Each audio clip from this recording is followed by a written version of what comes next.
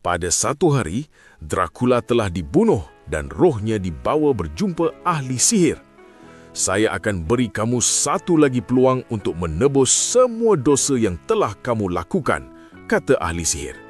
Saya akan hantar kamu balik ke bumi. Tetapi, kamu tidak akan berupa manusia. Kamu hanya akan dijelmakan ke benda bernyawa yang lain. Jadi, apa yang kamu pilih? Tanya ahli sihir.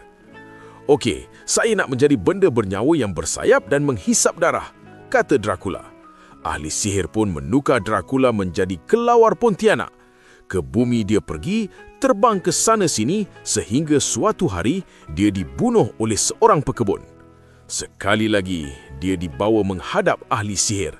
Saya akan beri satu lagi peluang, kata ahli sihir.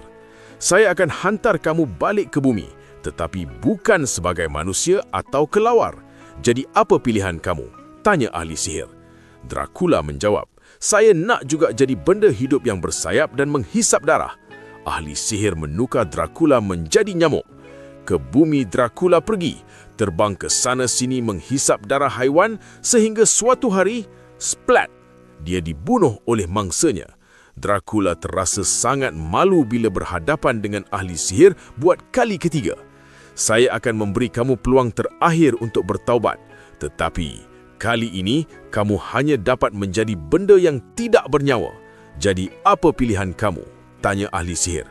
Dracula yang masih berdegil dan menjawab, tolong tukarkan saya kepada benda tak bernyawa, bersayap dan menghisap darah. No problem, kata ahli sihir dan terus menukar Dracula menjadi tuala wanita Cortex.